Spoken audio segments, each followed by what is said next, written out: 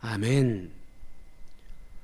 오늘은 행함으로 믿음이 온전하게 되었느니라 라는 제목의 말씀으로 하나님께서 우리 공동체에게 은혜 베풀어 주시기를 원합니다. 샬롬. 네. 아무런 대답하는 소리가 들리지 않죠? 오늘도 역시나 저 혼자 이렇게 예배드리고 있습니다. 저나 우리 집사람이라 묘한 재주가 있어요. 실제로는 정말 가난한, 정말 자발적 가난이죠. 소박하고 가난하고 단순 명료한 삶을 사는데 마치 겉으로 드러나는 것은 문명의 이기를 누리며 부유하게 사는 것처럼 보이나 봐요. 제가 언젠가 정말 이번 달에 월세나 낼 수 있을까 하고 걱정이 앞서서, 그것도 믿음이 부족해서 그렇죠. 하나님이 저를 책임져 주실 거란 믿음이 늘 있다고 하면서도 불안하고 걱정이 되니까 제가 페이스북에 패친이 그래도 한 1000명 이상 되잖아요. 그래서 급하게 거기에 제 사정을 올렸을 때 신명기 15장을 인용해 가면서 내 주변에 이웃이 곤란한 지경에 처해 있을 때 외면하지 말고 손을 펴서 도우라 하는 말씀이 신명기 15장이잖아요. 사실 오늘 우리가 본문으로 읽은 야고보서는 그런 어떤 구약의 신명기나 혹은 잠언 같은 윤리 도덕적인 그런 권면, 그런 형태의 서신입니다. 그런데 어찌되었든 그렇게 급박하게 도움을 요청했으나 내게 돌아온 것은 은사님 한 분이 참 거액을 해주셨죠. 그리고 이제 그런 호소 이전에 이미 이제 저희 신도원 동기 중에 목사님 한 분과 제가 첫 사역지에서 제가 아동부 사역할 때 그 찬양 인도하셨던 그 집사님, 이 두 분은 저처럼 이렇게 정기적으로 자동이체를 신청해 놓으셨는지 이렇게 두 분은 그래도 월 10,000원씩 정기 후원을 하고 계세요. 그리고 그때 은사님이 한번 해주신 그것 이외에 뭐 더는 없었어요. 그리고 실질적으로는 사실 제 이 교회 재정, 교회가 운영되는데 턱없이 부족하죠. 그러나 하나님이 여기까지 이 교회를 문 닫게 하지 않으시고 인도하시잖아요. 그죠? 이런 말도 하기 싫었는데 자존심 상해서. 그러나 어쨌든 오늘 본문과 맥이 맞닿아 있어서 이렇게 시작하면서 하게 됐는데, 여러분, 제가 언젠가 주일날 우리 성환이랑 주연이가 나왔을 때 그 둘에게 이런 질문을 했었잖아요. 왜 믿음과 행함, 아는 것, 믿는 것, 사는 것이 분리되지 않은 언어관, 세계관을, 가치관을 가진 유대인들에게 쓰는 글들이 하필이면 다 행하라는 말을 그렇게 강조할까요? 그 얘기는 뭘 대변하는 걸까요? 그들이 믿는다고 하면서 행하진 않았던 거죠. 실제로 믿음과 삶은, 행함은 분리되지 않는 세계관을 가졌음에도 불구하고, 언어관을 가졌음에도 불구하고 실은 그들은 그걸 분리시켜 버렸죠. 그래서 믿음이 죽어버렸죠. 오늘 베드로는 그렇게 이야기하고 있는 겁니다. 베드로가 아니라 야고보는. 여러분 당황스러웠죠? 우셨죠? 갑자기 사도행전을 하다 예고도 없이 야고보서를 해서. 제가 사실 야고보서를 하게 된 것은 지난번 사도 바울이 보도되고 있는, 사도 바울의 행적이 보도되고 있는 부분과 함께 어떤 시간 순서를 잘 이렇게 그러니까 누가가 기록하고 있는 사도행전의 이야기 순서와 사도 바울이 자기가 그 개척한 교회에 보냈던 편지들은 언제쯤 보냈을까? 이렇게 연결해서 이해를 돕기 위해서 제가 이렇게 한 주나 두 주는 이렇게 잠깐 사도행전 연속 강해를 멈추고 그 서신을 이렇게 설교한다고 예고를 해드렸었는데,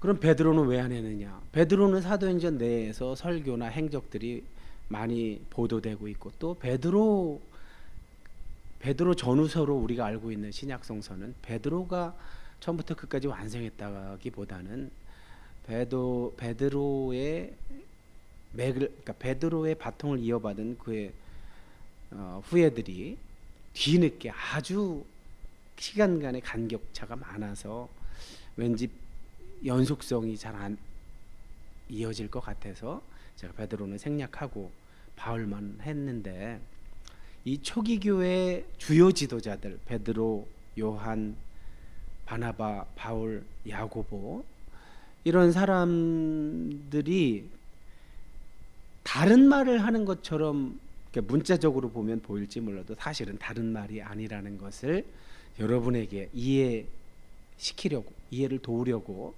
제가 이렇게 초기 교회 지도자들이 직접 쓴 것들을 연결해서 여러분께 안내를 해드리고 있습니다. 그 가운데 야고보는 사실 어떻게 보면 생뚱맞죠. 야고보에 대한 이런 베드로나 바나바, 바울처럼 사도행전 속에서 그들의 행적을 어느 정도 이렇게 알려주고 나서 야고보가 나온 것이 아니라 갑자기 등장하니까 이 야고보가 세베대의 아들 야고보인지 알페오의 아들 야고보인지, 아니면 뭐 다른 성경에서 또 작은 야고보라고 알려진 야고보도 있었고, 또 유다의 아버지로 알려진 야고보도 있었고, 주님과 함께 사셨던, 육신을 입고 주님이 사실 때 주님과 함께 사셨던 그런 주님의 동생 야고보인지, 이런 부분들이 여러분이 제대로 어느 야고보인지를 잘 아실 수 없을 것 같아서 이렇게 예고도 없이 야고보에 대한 부분을 지난주 한 주간으로 넘어가기에는 너무 중요한 내용들이 있어서, 또 하나는 사도 바울과 베드로,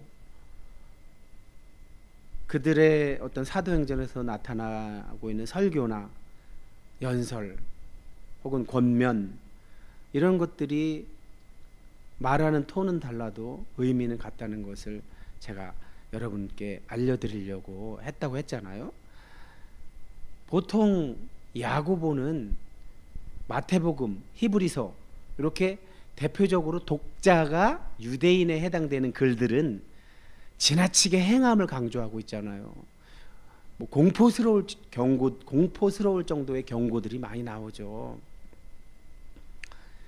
진짜 믿는다고 하면서 실천하지 않으면 뭐 회개할 기회를 주지 않는다는 그런 경고도 있고, 마치 우리가 평상시 배웠던 교리적으로 하면 지옥 간다는 얘기인가, 구원에서 탈락한다는 얘기인가, 이렇게 들을 수밖에 없을 정도의 강력한 그런 경고들이 나오는 마태복음, 히브리서, 야고보서, 이런 책들을, 신약의 책들을 보면 이건 바울이 얘기한 것과 다르지 않나, 바울의 갈라디아서나 로마서 율법으로가 아니라 은혜로 구원받는다는 것과 서로 배치되는 것이 아닌가, 이렇게 생각될까봐 여러 가지 이유로 하여튼 야고보서를 여러분께 이렇게 설교로 이렇게 은혜를 나누게 됐는데, 자, 약간 길어진 것 같은데, 이 야고보,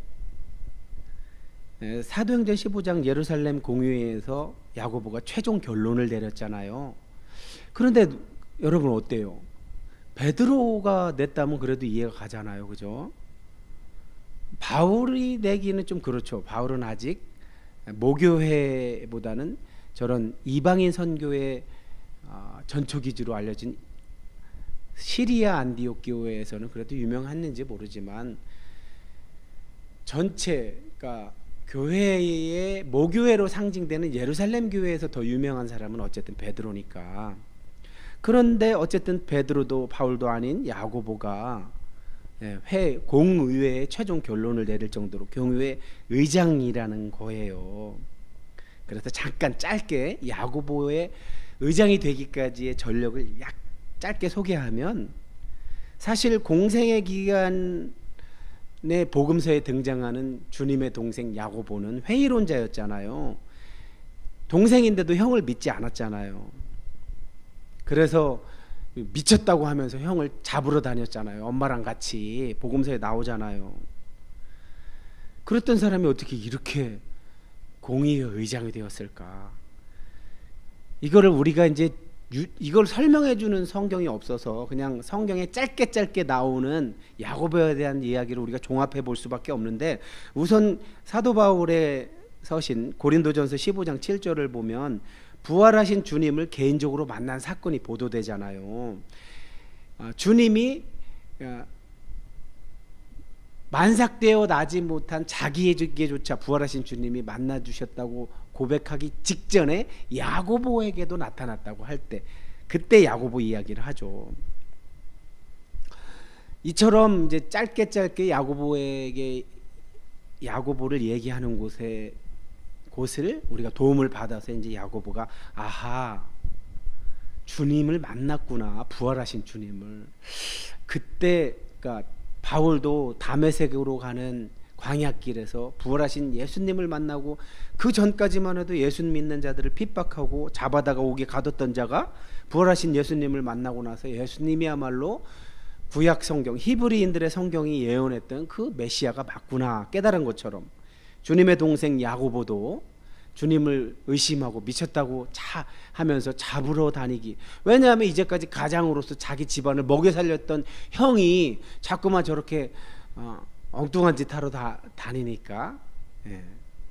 그랬던, 또 요한복음에서는 조롱하기까지 하잖아요. 형이 그렇게 잘났으면 이렇게 시골에서 하지 말고 예루살렘 가서 해, 도시에 가서. 이렇게 말했던 동생인데, 그런 동생이 부활하신 예수님을 만나고 나서 확 바뀐 거죠. 그래서 성경 갈라디아서 2장 9절에 보면 기둥같이, 교회가 기둥같이 여겼다고 하잖아요. 그때 게바와 야고보와 요한이라고 이렇게 소개하면서 교회가 기둥같이 여겼던 사람 3명을 상징적으로 이야기하는데, 거기서 게바는 베드로고 야고보는 이 주님의 동생을 말하는 거죠. 자, 이 야고보가 기록한 성경이 야고보서인데, 이제 학자들 간에 여러 의견이 있지만 이제 많은 의견 가운데 하나는 이 지금 사도행전 15장에 나타나는 예루살렘 공의회보다 야고보가 쓴 야고보서가 먼저 기록됐다고 보는 학자들도 많아요. 만약에 그렇다고 생각한다면 우리가 그걸 먼저 설교했어야 하는데, 어쨌든 시간 순서는 뭐 그렇게 차이는 안 납니다. 예루살렘 공의회가 49년 뭐 요때 일어났다고 하면 그거보다 약간 일찍 야고보서가 쓰였다고 여러분이 생각하면 됩니다. 어쩐지 야고보서 안에는 사도행전 15장에 나타나는 이방인과 유대인의 차별 때문에 일어나는 사건에 대한 얘기가 없죠, 그죠? 그러고 보니까 그것이 이해가 갑니다. 자, 그런데 이 야고보는 그러면 무슨 내용을 주로 이야기한 걸까요? 구약으로 치면 신명기나 잠언처럼 어떤 이런 윤리 도덕적인 행위, 믿는다고 말만 하지, 하나님을 섬긴다고 말만 하고서는 실제 생활은 하지 않는 성환이나 주연이처럼, 이게 정말 하나님이 임재하시는, 하나님이 이곳에서 우리의 예배를 받으시는 그런 곳인데 어떻게 늦을 수가 있죠? 단 한 번도 정확하게 한 번 있었나? 지킨 적이. 만약에 진짜 하나님이 계신 것을 믿고 하나님을 예배하는 자, 찾는 자들에게 정말 기뻐서 막 어떻게든 잘해주려고 하는 분이라는 걸 인식하고 있다면 늦을 수가 없는 거죠. 세상의 어떤 가치보다도 우선순위를 먼저 두겠죠. 지금 우리 예수 믿는 자들이 그렇게 사는 것처럼 구약의 이스라엘 백성이 그렇게 산 거예요. 그래서 야고보가 너무 화가 나서, 예수님과 어릴 때부터 같이 살았잖아요, 야고보는. 그래서 예수님의 삶의 모습을 봤고, 예수님이 공생에 3년 동안 미쳤다고, 형이 왜 우리 먹여 살리다가 저런 짓을 하는 거야, 그렇게 형을 막 조롱하고 미쳤다고 하면서 붙잡으러 다니고 했던 그런 야고보가 예수님이야말로 자기가 그렇게 열심히 읽었던 히브리인들의 경전, 구약 성경, 우리 같은 구약 성경이지만 그들에겐 그냥 성경이죠. 히브리 성경. 그 속에서 예언한 메시아가 우리 형이었구나 라는 사실을 인식하고 나서는, 그럼 우리 조상들은 그게 믿은 거야? 야고보가 정확히 본 거죠. 그래서 지금 예수님의 하나님 나라 복음 전파 사역을 경험한 사람들, 예수님의 십자가 죽음과 고난의 공로로 이렇게 구원받았다고 생각하는 사람들이 이스라엘 백성들처럼 말만 그럴듯하게 하고 사는 건 안 그렇게 살까봐 지금 신약성서의 어떤 다른 책보다 가장 먼저 이 편지를 먼저 쓴 거예요. 왜냐? 그 당시에는 흩어진 유대인들한테 대제사장이 1년에 한 번씩 권면하는 편지를 썼었거든요. 디아스포라, 흩어진 유대인들한테 보내는 편지라고 해서, 그런 형식을 빌어서 야고보가 이제 기독교인들한테, 예수를 믿기로 시작한 기독교인들한테, 그래서 흩어진 12지파라고 얘기했지만 거기서 유대인만 얘기한 게 아니라 영적으로 이스라엘 백성인 이방인까지 여기에 포함된다고 봐야 되겠죠. 그들에게 지금 편지로 권면하고 있는 거예요. 제발 그따위로 살지 말라고.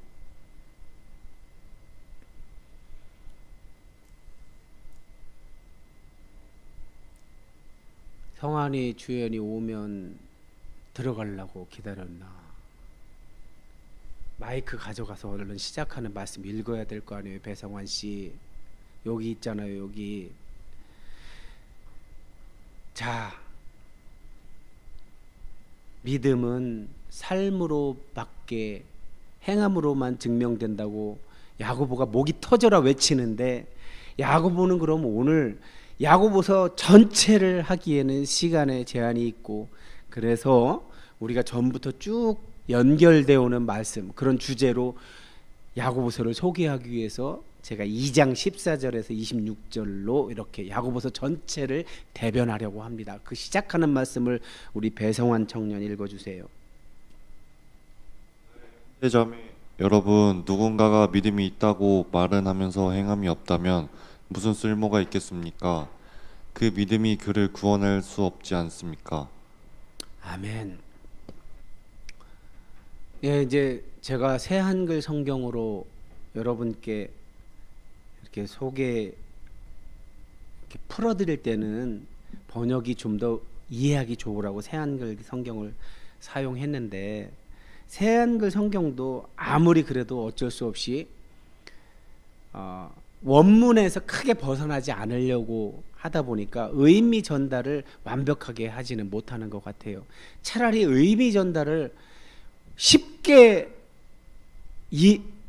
받고 싶으면, 예를 들어서 저 말씀이 무슨 말씀이야 이해하고 싶다면 차라리 제가 추천해드리는 번역은 유진 피터슨, 돌아가신 유진 피터슨 목사님의 성경을 뭐라고, 무슨 성경이라고 그래요? 배성환, 메시지 성경을 차라리 활용하세요. 메시지 성경을 예배용 성경으로 사용하는 건 무리가 있을지라도 이해하기 위해서, 이해에 도움을 받기 위해서 옆에다 두고 읽기에는 좋은 번역이에요. 유진 피터슨의 메시지 번역이. 왜냐, 그분은 그래도 번역만큼은 정직하게 하려고 애를 썼어요. 그분의 삶이 뒷받침됐는지는 돌아가신 분께 제가 팩트를 너무 말씀드리긴 그렇지만, 어쨌든 번역에 있어서는 제대로 이해시키면서도 왜곡시키지 않으려고 몸부림친 흔적이 그의 번역 속에 있어요. 그래서 제가 유진 피터슨 번역은 띄우진 않았지만 이렇게 같이 제가 이해를 돕기 위해서 읽어드릴게요. 자, 새한글 성경 번역은 이렇게 얘기를 해요. 믿음은 믿는다고 하면서, 말은 믿는다고 하면서 실천은 안 한다면 뭔 쓸모가 있습니까? 그 믿음이 그렇게 말하는 사람을 구원할 수 없지 않습니까? 이렇게 얘기했는데, 배성환 저 말 알아들어요? 아, 왜 구원이 들어가지? 저렇게 구원 얘기하면 또 그러면 믿는다고 하고 실천 안 하면 지옥 가는 건가? 이렇게 생각하기 쉬워. 그동안 한국 교회가 너무 예수 천당 불신 지옥 이런 식으로만 설교를 해서 저 구원이 들어가면 또 그러면 믿는다고 하고서 실천을 안 하면 배성환 박주현이 맨날 믿는 것처럼 남들에게 보이려고 가끔 뜨문뜨문 예배 자리에 나와서 해도 그래도 믿는 거잖아. 이렇게 말하면은 내가 아니잖아. 그게 무슨 믿는 거야. 야, 니네가 믿는다고 정말 말한다면 어떻게 지각할 수가 있어. 그러고 어떻게 예배를 니네 드리고 싶으면 드리고 말고 싶으면 말어. 너 돈 버느라고 피곤하다고 어떤 때는 오고 안 오고 잠이 모자라 이렇게 할 수가 있어. 진짜 믿는다면, 진짜 하나님이 계시다면 그렇게 할 수 없잖아. 내가 이렇게 말했다고 쳐요. 그럼 내가 성환이 주연이는 지옥이야 이렇게 말하는 건가요? 저렇게 번역이 저렇게 되면 그렇게 이해할 수밖에 없어요. 근데 제가 항상 전제하잖아요. 구원에 있어서는 구원 갖고 자꾸 장사하지 말자고. 천국 지옥 갖고 자꾸만 돈 벌으려고 교회 나오는 교인들한테 공포심 자극해서 돈 뜯어내는 짓 하지 말자고요. 구원을 그런 쪽으로 가져가지 말자고. 구원을 어떻게 알아요? 누가 죽어서 가봐야 알지. 죽어서 가봐야 알지. 죽어서. 자, 그래서 유진 피터슨의 번역으로 한번 제가 해볼게요. 사랑하는 친구 여러분, 여러분은 온갖 옳은 말씀을 배우기만 하고 아무것도 행하지 않으면서 잘 되길 바랍니까? 차라리 이렇게 번역하는 게 낫다는 겁니다. 어떤 사람이 믿음을 논하기만 하고 전혀 실천하지 않는다면 그 사람에게 믿음이 실제로 있는 것이겠습니까? 배성은 어때요? 이렇게 번역하면 저거보다 낫지. 차라리 맨날 세뇌당했잖아. 천국 지옥으로. 차라리 이게 낫잖아. 그러고 나서 다음 말씀을 유진 피터슨은 더 쉽게 이렇게 이어가요. 자, 새한글 성경은 형제나 자매가 헐벗은 채로 하루 먹을 음식도 모자라는 처지에 있다고 합시다. 그런데 여러분 가운데 누군가가 그들에게 말하기를 평안히 가세요, 몸을 따뜻하게 하세요, 배부르게 드세요 한다고 합시다. 그러면 몸에 꼭 필요한 것을 여러분이 그들에게 주지는 않는다고 합시다. 그러면 그것이 무슨 쓸모가 있겠습니까? 그러면서 믿음과 행함 얘기를 다시 하는 거예요. 좀 전에 얘기했던 이런 것들도 더 쉽게 제가 한번 유진 피터슨의 번역을 얘기해 볼게요. 예를 들어서 여러분의 옛날 친구가 누더기를 걸친 채 굶주리고 있는데 그런 사람에게 다가가서 여보게 친구, 그리스도를 입으시게, 성령 충만하시게 라고 하면서 외투 한 벌이나 밥 한 그릇 주지 않고 떠나간다면 무슨 소용이 있겠습니까? 하나님의 말만 앞세우고 하나님의 행함이 없다면 그것은 터무니없는 짓이 분명하지 않습니까? 배성환 이해됐지? 어때? 이렇게 말하는 게 쉽지? 그럼 내가 더 쉬우라고 옛날 태평양교회에 있었던 얘기 해줄게. 내가 옛날 태평양교회에 있을 때가 석사학위 할 때잖아. 그때 너무나 힘들었다고 얘기했잖아. 구약학 전공하면서 구약학 석사를 하는데 우리는 약간 율법주의적인 분위기야. 그래서 원서를 가지고 발제를 했어. 그러면 영어도 딸리는데 맨날 원서 읽고 내가 가르치는 역할을 해야 돼. 같이 공부하는 사람들을. 그럼 그걸 다 번역을 해서 가르칠 수 있는 자료를 만들어서 가야 되는데 태평양교회 너도 알다시피 내가 준전임이었지만 완전 전임처럼 생각하면서 언제 그걸 해. 그러니까 맨날 코피 터졌지 공부하느라고. 그런데 그런 와중에 새벽기도 운전을 내가 했잖아. 태평양교회는 4시 40분에 새벽 1부 예배를 드렸어. 1, 2부 예배가 통합됐음에도 예배 시간을 안 바꿨어. 그러니 만약에 내가 운행까지 하면 3시에 일어나야 돼. 그런데 내가 왜 이 얘기를 하냐면 새벽 예배 차량을 운행을 하면 새벽 예배 일주일 내내 참석하시는 장로님 권사님들을 모시는 건데 장로님들은 자기 차 타고 주로 하지만 권사님들이 타면 뭐 아픈 얘기 어떤 얘기 해. 나도 가끔가다 아픈 얘기하면 사찰 집사님이 아픈 얘기 하지 말랴. 저분들은 안 좋아한대야. 목사가 기도 안 해서 아프다고 생각한대야. 그래서 내가 그때부터 아픈 얘기 안 했어요. 내 얘기는. 근데 권사님이나 누가 연로하신 분이 아프다고 그러면 내가 어떤 방법론을 얘기했어요. 이렇게 치료받으세요. 오늘 성경 오늘 말씀처럼. 아프다고 하면 그거 있잖아요. 어느 약 먹으면 돼요. 어느 병원 가서 누가 잘하니까 그렇게 치료하면 돼요. 이렇게만 얘기했더니 사찰 집사님이 또 나한테 그러는 거야. 그런 거 하지 마. 그런 말도 하지 마. 왜 하지 말라는 거지? 그래서 계속 생각해 보게 됐어요. 대체 왜 하지 말라는 거지? 거지? 방법을 알려주면 좋은 거 아닌가? 그랬더니 내가 나중에 깨달은 게 있어요. 아, 그게 이 야고보서 이 말씀이구나. 아니, 말로 맨날 때운 거 아니야, 말로. 저는 그런 소리를 하도 많이 들어갔고요. 제가 가난하고 고난스럽게 살면 하나님이 크게 쓰시려고 그런대요. 그럼 그렇게 말하는 사람들의 심리가 뭐예요? 대체 크게 쓰시는 게 뭔데요? 대형교회 목사 되는 거? 사례비 많이 받는 거? 좋은 차 타고 다니는 거? 좋은 집 받는 거? 이게 크게 되는 겁니까? 그게 무슨 위로가 돼요? 차라리 지금 차라리 내가 굶고 있을까봐 걱정이 되면 쌀을 갖다 주든지 생활비하라고 돈을 주든지, 그게 도움이 되는 거지. 말로 때우는 게 무슨 도움이 돼요? 크게 쓰실 겁니다. 하나도 위로가 안 되더라니까요.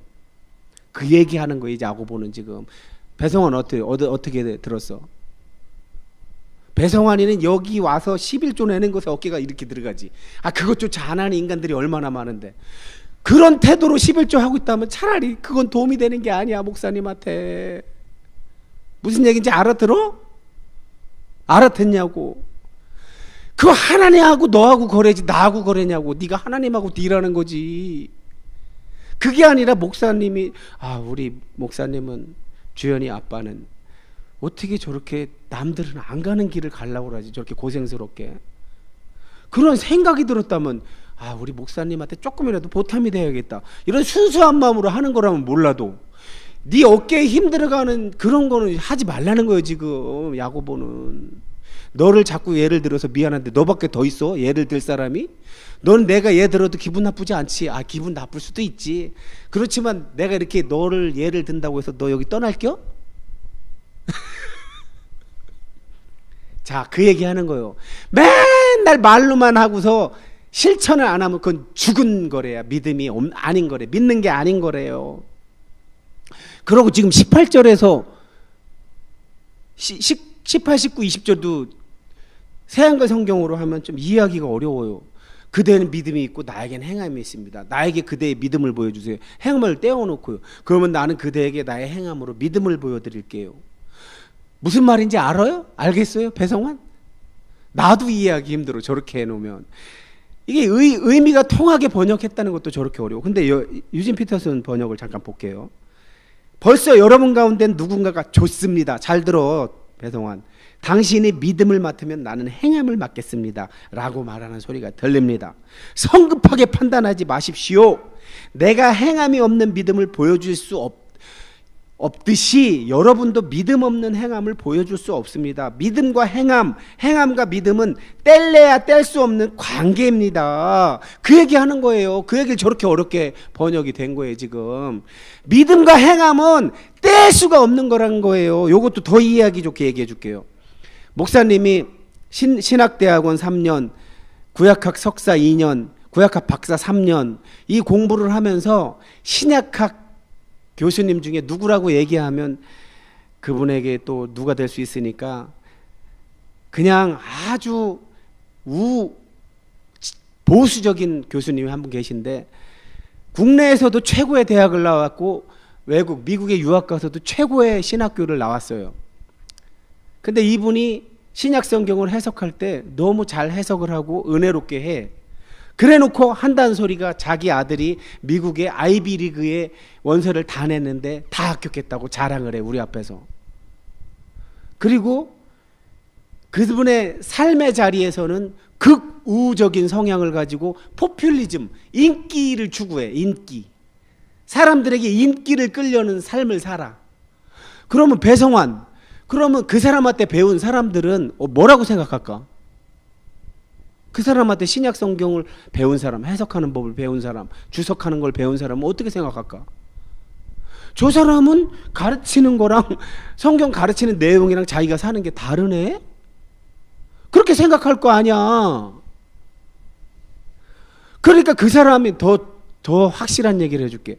그 사람은 진보적 성격의 신학자들을 굉장히 경계해. 톰 라이트나 제임스 딘 이런 사람들. 그럼 그런 사람들이 쓴 주석을 사려고 하면 로마서 주석 제임스 딘 거 사려고 하면 못 사게 해. 그레고리 빌이나 좀 안전한 거 사라고 그래. 그게 무슨 소용이 있어? 그게 무슨 소용이 있어?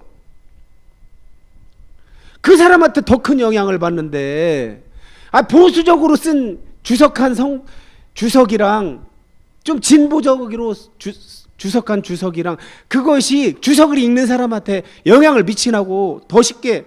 배성환, 최근 우리 역사에 돌아가신 노무현 대통령과 이 아직 살아있는 윤석열 전 대통령의 공통점이 있었어. 그게 뭔지 알아? 둘 다 오래 공부해갖고 사법고시 합격된 사람이야.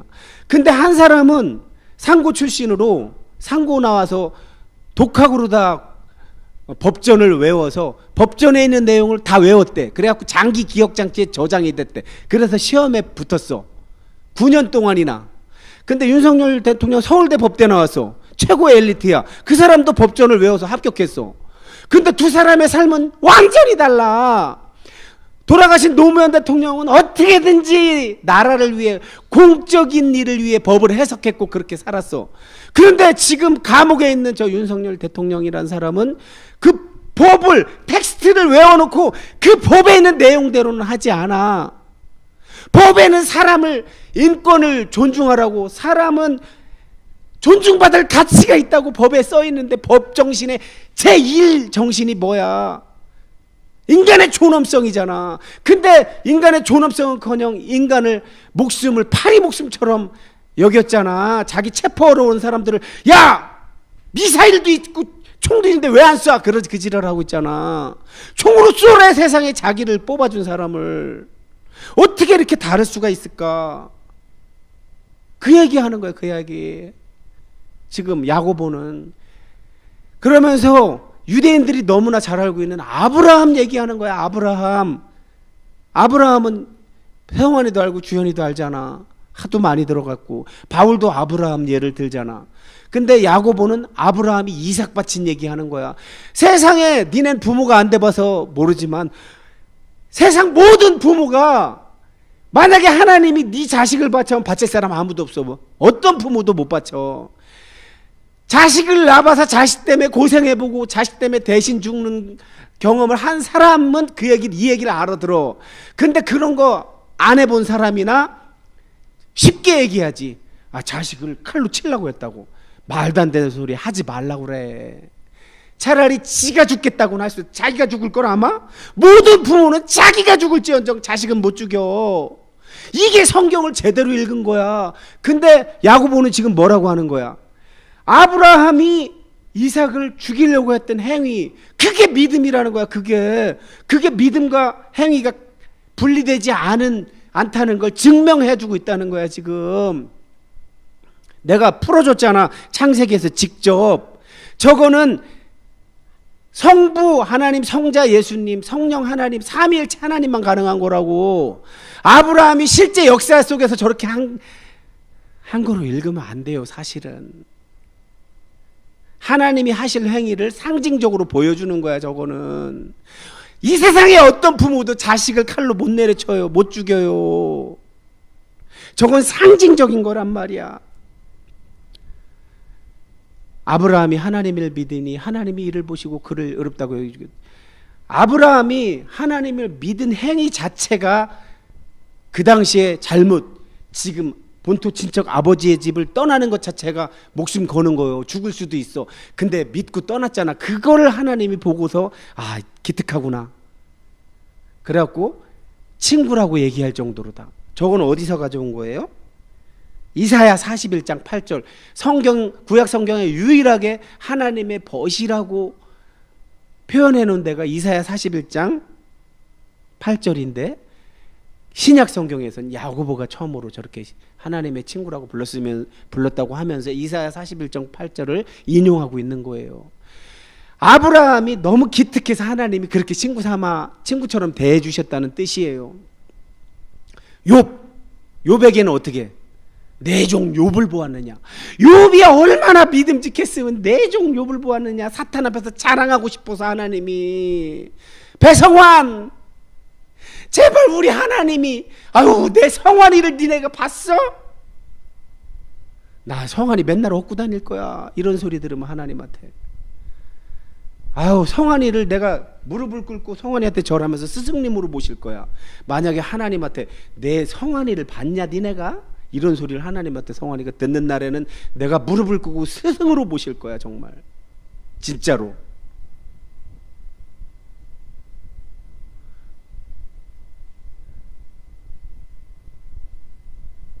자, 아브라함이 한 일 때문에 아브라함이 의롭다고 여겨진 거지, 믿는다고 말만 하고 행동은 안 했으면 그렇게 취급받지 못했다는 얘기하는 거고, 아브라함을 예로 들은 건 이해가 가는데 몸 파는 여자 기생 번역이 잘못된 거지. 몸 파는 여자 라합, 저게 원문에 더 잘 어울리는 번역이긴 해요. 몸 파는 여자 라합, 얼마나 손가락질 당하고 무시당할 만한 여자예요, 라합이. 근데 라합이 한 행위가 믿음으로 한 거래요. 라합도 아브라함처럼 믿음과 행함이 실천하는 게 분리되지 않았다는 얘기를 하는 거예요. 지금 그 사람이 아주 유명하고 이름난 사람인 게 중요한 게 아니라, 비록 쓰레기를 줍고 다니고 가난한 기초생활 수급자로 살아도 그 사람이 말하는 대로 사는 게 진짜 하나님이 어깨 힘들어가게 하는 사람이라는 얘기를 하고 있는 거예요. 야고보는 지금. 마지막으로 야고보가 한 얘기가 뭐냐면, 영이 없으면 몸이 죽은 거나 마찬가지예요. 자꾸만 몸과 영을 분리하려고 그래요. 분리. 몸과 영은 분리되는 게 아니에요. 이 헬레니즘 세계처럼 근대 철학을 탄생시킨 데카르트처럼, 배성환 데카르트가 한 말이, 유명한 말이 뭐예요? 코기토 에르고 숨.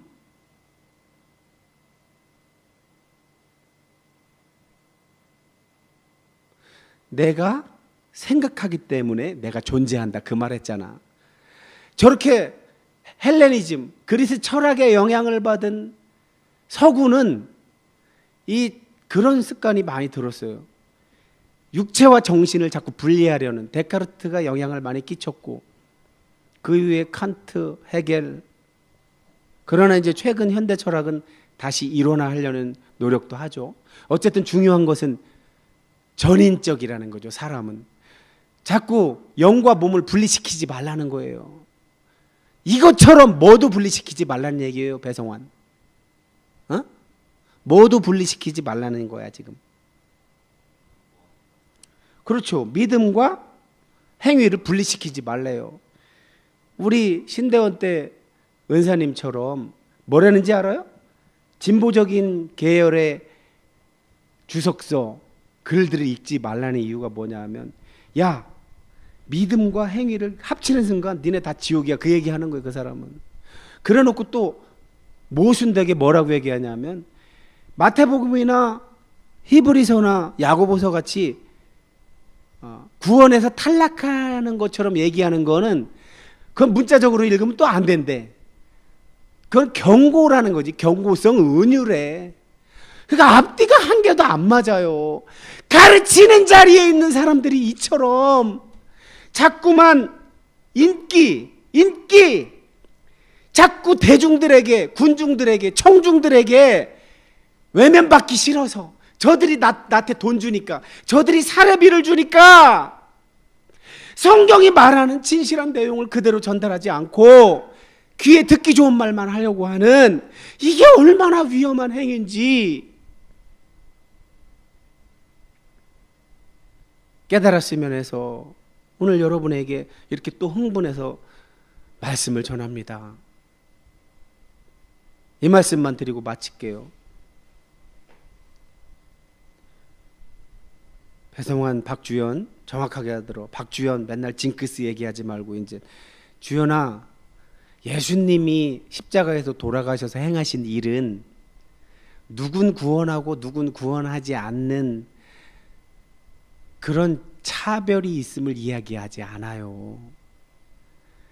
창세기 1장, 2장의 사람 창조 이야기가 어떤 개별적인 한 사람, 역사적으로 첫 번째 하나님이 만드신 사람을 이야기한다기보다는 인류의 원형, 인류를 상징하는 거잖아. 인류의 창조 안에 숨어있는, 들어있는 의미를 얘기하는 거잖아. 마찬가지로 예수님이 오셔서 인류를 새 창조하신 그 십자가 사건은 사람이 어떻게 하느냐에 따라서 너는 천국, 너는 지옥 이런 식으로 해석해서는 안 된다는 것을 이야기하고 있는 거예요. 첫 창조에서도 사람을 mankind, 인류로 해석한 것처럼 새 창조에서도 사람을 인류로 해석해야 돼요. 그러니 나는 죽으면 천국 갈까 지옥 갈까 이런 걸로 괜히 불안에 떨고 걱정하지 말고 여러분이 걱정해야 될 것은 뭐라고? 아까 유진 피터슨이 잘 번역한 것처럼 사랑하는 친구 여러분, 여러분은 온갖 옳은 말씀을 배우기만 하고 아무것도 실천하지 않으면서 잘 되기를 바랍니까? 이 번역이 차라리 옳은 번역이에요. 어떤 사람이 믿음을 말하기만 하고 전혀 실천하지 않는다면 그 사람에게 믿음이 실제로 있는 것이겠습니까?